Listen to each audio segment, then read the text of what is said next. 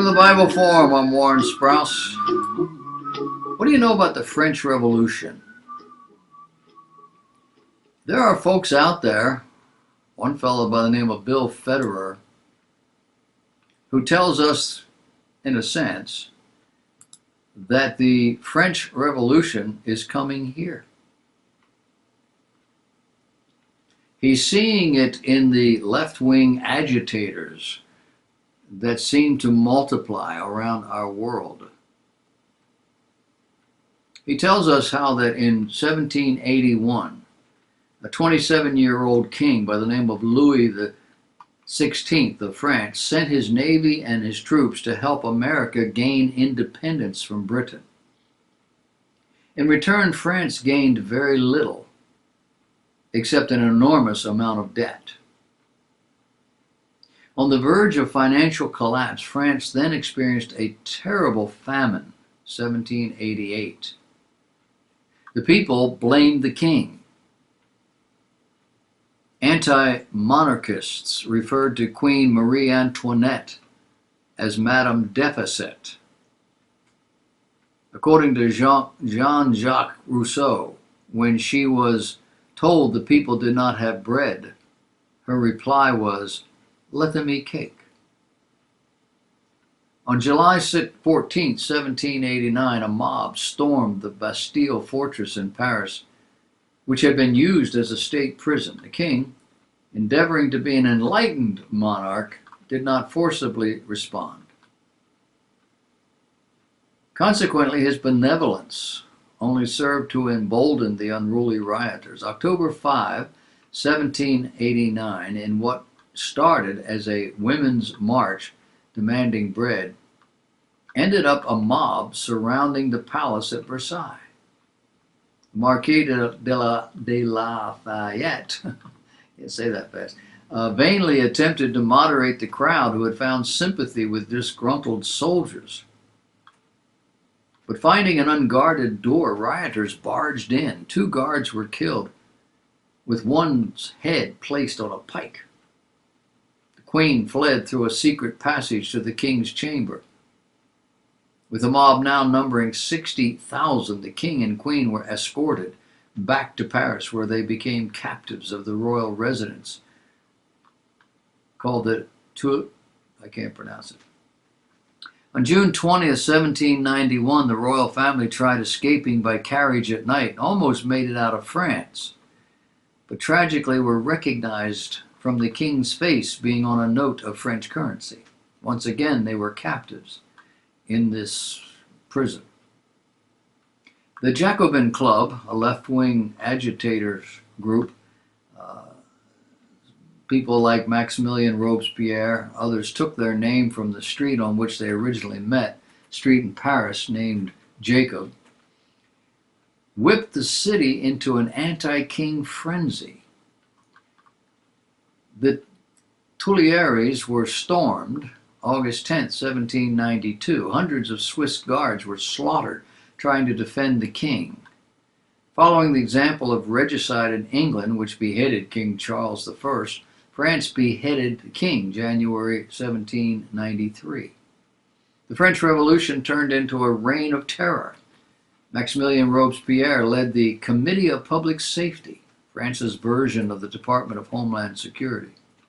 He gave a speech to the National Assembly, February 5, 1794, entitled "The Terror Justified," saying, quote, "Lead the enemies of the people by terror. Terror is nothing else than swift, severe, indomitable justice." Author Don Feder wrote in the article Observations and Fulminations, The Revolution and Jacobins in Our Streets, July 2018, that the reign of terror wasn't an episode of the French Revolution, but rather it was the revolution. In a publication called Citizens, a Chronicle of the French Revolution, historian Simone Chama writes, "The terror was not just an unfortunate side effect, it was the revolution's source of collective energy. From the very beginning, violence was the motor of the revolution." Robespierre began accusing, arresting, and beheading first the royalty, then the wealthy, then the farmers and businessmen, then those hoarding food, then the religious clergy, then the former revolutionaries. Over 40,000 were beheaded in Paris alone. Don Feder continued slaughter in the name of the people, atheism, thought police, the ruthless suppression of dissent, mass murder for ideological purity, all started in the orgy of murder and nihilism unleashed by the furies of Jacobinism. French Revolution initiated an intentional campaign to separate French society from its Judeo-Christian past, replacing it with a civic religion of state worship, not unlike socialism. Not wanting a constitution that was done in a year of our Lord, as the U.S. Constitution was, the French made 1792 the new year one. They did not want a 7-day week with a Sabbath day rest, as this was derived from the Bible, so they devised a 10-day, decade week and a 10-month year. French Revolutionary time divided the day into 10 decimal hours, with each hour consisting of 100 decimal minutes, and each minute made up of 100 decimal seconds. Every measurement was to be divisible by 10. Why? Well, because the number 10 was considered the number of man. Man has 10 fingers and 10 toes. They called it the metric system. The new secular government proceeded to forbid crosses as being offensive. Religious monuments were destroyed. Statues were torn down, including that of good King Henry IV. Public and private worship, as well as education, were outlawed. Priests and ministers, along with those who harbored them, were executed on sight. Christian graves were desecrated, including that of Saint Genevieve, the patron saint of Paris, who called the city to pray when Attila the Hun was attacking in 451 AD. Churches were closed or used for immoral, lurid, licentious, scandalous depravities. In America, Yale President Timothy Dwight gave an address on July 4, 1798, tracing the origin of the radical left-wing Jacobin organizers who agitated a violent overthrow of France's government. Saying, among other things, Dwight described Voltaire's plan as the appropriation to themselves and their disciples of the places and honors of members of the French Academy. In this way, they designed to hold out themselves, to dictate all literary opinions to the nation, the fabrication of books of all kinds against Christianity, especially such as excite doubt and generate contempt and derision. The being of God was denied and ridiculed. The possession of property was pronounced robbery. Chastity and natural affection were declared to be nothing more than groundless prejudices. Adultery, assassination, poisoning, and other crimes of the like infernal nature were taught as lawful, providing the end was good. The good ends proposed are the overflow of religion, government, and human society, civil and domestic. These they pronounced to be so good that murder, butchery, and war, however extended and dreadful, are declared by them to be completely justifiable. The anti-Christian French government sent its army to a rural, very religious Catholic area in western France called Vendée. Hundreds of thousands of religious citizens who had refused to embrace secularism were killed in what was considered the first modern genocide.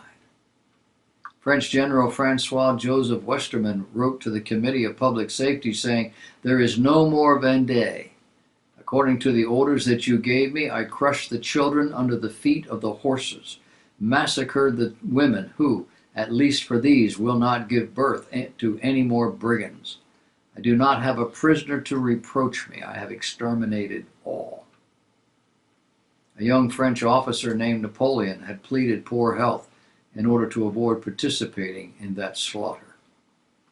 In 1799, Alexander Hamilton condemned the French Revolution's attempt to overthrow Christianity, declaring it was, quote, depriving mankind of its best consolations and most animating hopes, and to make a gloomy desert of the universe.